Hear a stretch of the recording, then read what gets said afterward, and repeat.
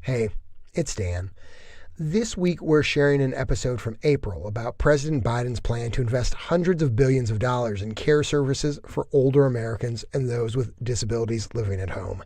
That plan is back in the news lately because it's one of many healthcare reforms that hang in the balance as Democrats face pressure to pare back their $3.5 trillion spending package. Stick around after the episode for more on these heated health policy negotiations. Fresh off his $1.9 trillion COVID relief package, President Joe Biden is back. A $2 trillion plan for infrastructure. It's not a plan that tinkers around the edges. It's a once-in-a-generation investment in America, unlike anything we've seen or done since we built the interstate highway system and the space race decades ago. On top of money for planes, trains, and automobiles, it also includes $400 billion, 20% of the entire plan, for something that rarely gets much attention. President Biden is proposing to do more for long-term care recipients than any president has since Lyndon Johnson and the creation of Medicaid in 1965. Today, President Biden bets big on helping older and disabled Americans get more care at home. From the studio at the Leonard Institute at the University of Pennsylvania, I'm Dan Gorenstein, and this is Trade-Offs.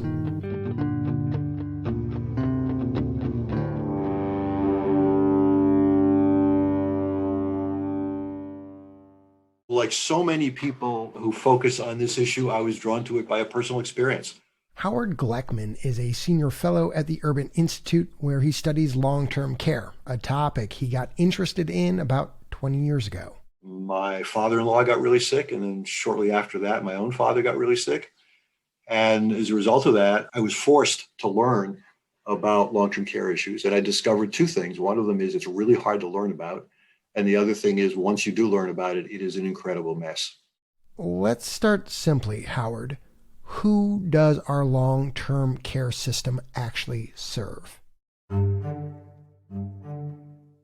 are probably 13 million people in the United States who require a sufficient level of long-term supports and services. Many of them, 60% of them, are older than 65. The other 40% are younger people with disabilities. And they need a very wide range of care. Some of them may need simply enough services to help them get started in the morning, help them get to bed at night.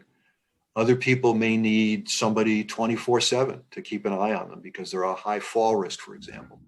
So that's who is served. Now, the president wants to pour $400 billion into long-term care, a clear sign that the system has its share of issues. 50,000-foot view here, Howard. What are these problems? So there are multiple problems. The first one is people can't afford the care.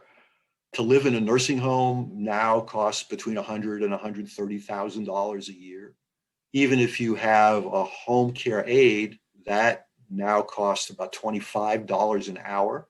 Another problem with this program is it is very difficult for anyone who is trying to receive both healthcare services and long-term services to put all that together. I may need transportation. I may need home delivered meals. I may need a personal care aide. My family caregiver may need respite care. They may need training. How do I do all that?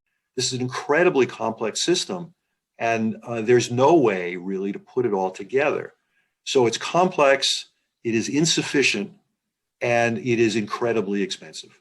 Other than that, it's a great system. That great system is expected to be put under even more strain as baby boomers continue to age.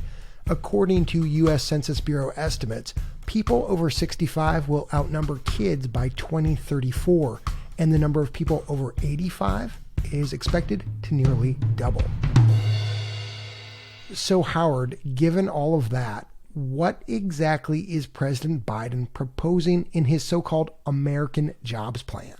So what President Biden is proposing to do is spend $400 billion over 8 years, or about $50 billion a year, to expand Medicaid home and community-based services. He doesn't say anything in this proposal about how he'd do it. But what you should know about this is Medicaid is required to provide long-term supports and services to people who are very sick and people who are very poor. But they're only required to provide those services in a nursing home. Of the 700,000 Medicaid recipients who are living in a nursing home, probably 200,000 of them don't have to be there, but they're there because that's where Medicaid is paying. Every state Medicaid program does cover some help for people choosing to get long-term care at home. Things like meal delivery, helping get showered and get dressed. But Howard says quality can vary a lot, and the waiting list for those services can run 2 to 3 years in some states. And because you have to be very sick before you can even get on the waiting list, there's a very high probability that you'll be dead before you actually get the services. Howard, one of the ideas around investing in community and home-based services, I think, is a little bit of this assumption that that's better from a financial standpoint and a health outcome standpoint than paying for care delivered at a nursing home. What does the research say about delivering care at home or in the community? It is less expensive as long as you don't need very, very high levels of care. Imagine you're somebody who needs an aide to come in a couple of hours in the morning to help you get started, help you get dressed, help you take a shower. If that's you, then it's vastly cheaper. If you are somebody who is bedbound with high levels of, say, dementia, it's probably cheaper to be in a nursing home. In terms of the outcomes, I hate to say it, but it depends. There's a program that was developed by Johns Hopkins School of Nursing called Capable, where you get a team of people, including an occupational therapist and a home repair person and a nurse. And there's very robust research that showed that program keeps people out of the hospital. But there are a lot of other programs that we think work, but we don't know for sure. The one thing we know for sure, unquestionably, is that people want to stay home.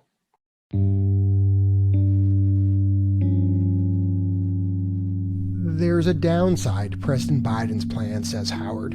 While light on details, the point is to support services for the 4 million people who receive long-term care through Medicaid, arguably those with the highest need. But that does leave out about 10 million people, think a retired school teacher with a small pension, who have too much money to qualify for Medicaid, but also need care. And Howard says Medicare generally doesn't cover these services. So you either buy insurance, pay out of pocket, or go without. And President Biden's proposal isn't doing anything for them. With $400 billion, you can walk and chew gum at the same time. You don't have to just do one thing. And what I would propose doing is providing some money to expand Medicaid home and community-based services, absolutely, but also providing money to the right nursing homes so they can provide the care they need, and providing some sort of a social insurance program. I've worked with some people over the years who proposed a catastrophic program that says you're responsible for the first couple of years of care, but after that, you would be eligible for a public program. And it's worth noting that every developed country in the world, except for the United States and England, has a public social insurance program for long-term care. So you really, to be clear, because there are lots of policy details here, your point is you applaud the Biden administration for focusing on an infrastructure problem that we're having, but you fault the administration for not dreaming big enough. For not dreaming big enough and for being too narrowly focused in its goal. He's putting all his eggs in one basket. And what I'd rather see him do is provide a little more flexibility and a little more diversity in how he spends this money. But again, to take nothing away from what he's doing, just the fact that a president of the United States is finally putting this issue on a front burner is really, really important. And now it's going to be a matter of just taking this goal that he's got and creating the details to make it manageable.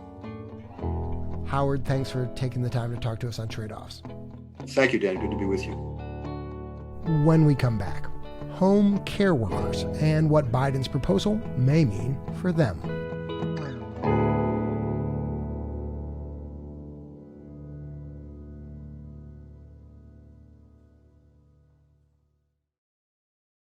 Welcome back. In addition to focusing on Medicaid, the other specific idea President Biden included in his $400 billion home care plan was raising the wages of home health care workers. With better wages, benefits, and opportunities for millions of people who will be able to get to work in an economy that works for them.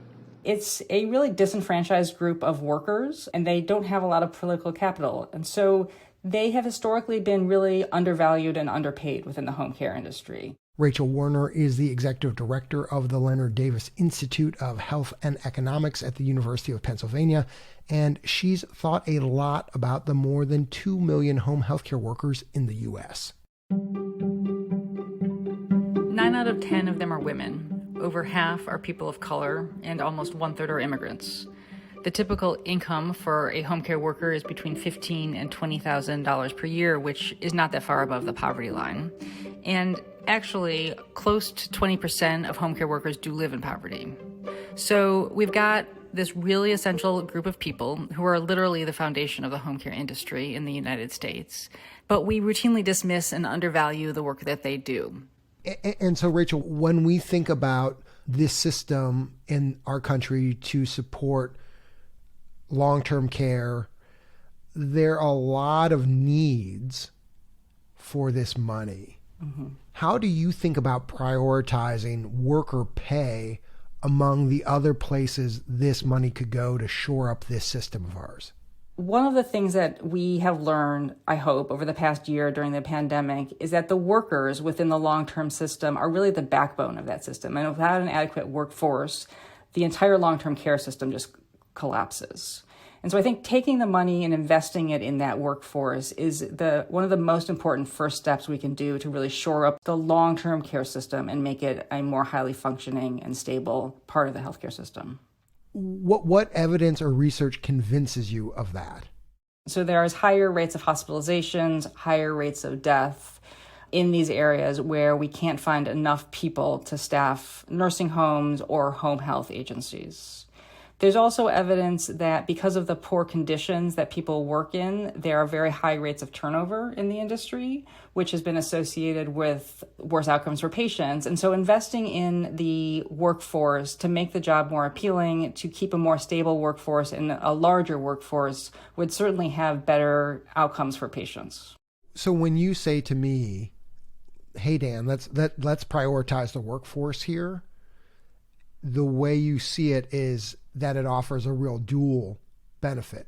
It benefits the workforce in improving the quality and conditions and the economic security that they have. And by doing that, evidence would suggest that's going to have a real positive spillover effect for the patients, the older adults that they serve. So would the idea be that the federal government would effectively subsidize the pay of these jobs? For this to be feasible over the long term, Medicaid would really have to increase their payment rates across the board. And those payments would then have to go directly to the direct care workers like home care workers.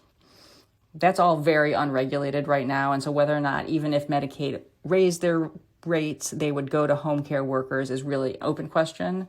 But that would need to happen for this to be sustainable over the long run. Are there any projections, Rachel, or any plans? Has anyone done any sort of like back of the envelope estimate of how much we need to spend to raise these wages to get the benefits you're talking about? The federal government did a study recently looking at what would happen if we raised the wages of the lowest paid nursing home workers to $15 an hour. And they found it would cost a lot, about $2.5 billion. So let's translate that to home care. It turns out that there are even more of these low-wage workers in the home health space, probably about 3 times as many. So we'd be looking at a pretty expensive proposition. But as I said, there's a lot of benefits to doing this. Right. So in other words, this is not only is additional money needed, but new systems and sort of a reimagining of this system is required.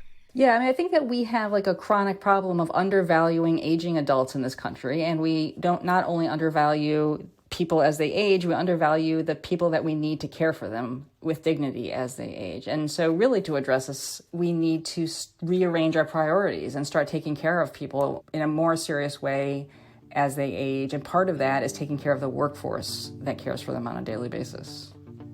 So I think I'm excited about the potential of this bill, and I'm hopeful about the benefits that it could have, but I hope that it's only the first step. Rachel Werner, thanks for taking the time to talk to us on Trade-Offs. Thank you. I'm Dan Gorenstein, and this is Trade-Offs.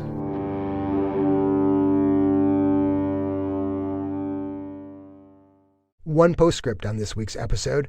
The most recent version of the Democrats' $3.5 trillion social spending package did include money for home and community-based services, but only $190 billion, less than half the amount in Biden's original plan. Democrats are now working to whittle down that spending package by another $1 trillion or more, leaving lawmakers at odds over which policies to keep and which to cut. For more on those negotiations, listen to our October 7th conversation with Politico's D.C. healthcare reporter Alice Miranda Olstein. It's open enrollment season, and Uncle Sam really wants all 62 million Americans on Medicare to go shopping. I found lower premiums And lower prescription. comparing plans really pays. But research shows only about 3 in 10 will actually shop for new Medicare coverage. Do you have Plan D as in dog? No, I got A as in Alpha, B as in Boy, C as in Charlie, F as in Frank. The rest will stick with the plans they already have. I mean, I could do this. It's just so frustrating, and I just don't have the patience anymore. And, there is no blame coming from me. It's like eating spinach, and yet it really matters. We wade into the daunting Medicare enrollment waters next time on Trade-Offs. If you enjoyed today's episode of Trade-Offs, keep in touch with us between episodes by signing up for our newsletter. Click on the link in the show notes or on the big orange button at the top of our website, tradeoffs.org. Of course, you can follow us on Twitter at TradeOffsPod, and we'd be eternally grateful if you gave us a rating or review on whichever podcast app you use. The Trade-Offs team is producer Ryan Levy, Chief of Strategy and Operations Jessica Silverman, Communications Manager Nora Tahiri, Operations Assistant Jamie Song, Sound Designer Andrew Perella, and Senior Producer Leslie Walker. The Trade-Offs theme song was composed by Ty Sitterman with additional music this episode from Blue Dot Sessions. Additional thanks to the Trade-Offs Advisory Board. Thanks also to all our listeners who helped to support our work, including Lee Salunas, Tom Hines, and Wendy and George Cockett. Trade-Offs is supported in part by the Robert Wood Johnson Foundation, Arnold Ventures, the Leonard Davis Institute of Health Economics at the University of Pennsylvania, West Health, the California Healthcare Foundation, and the National Institute for Healthcare Management. The views expressed in this episode are those of the individuals and not those of Trade-Offs staff, advisors, or funders.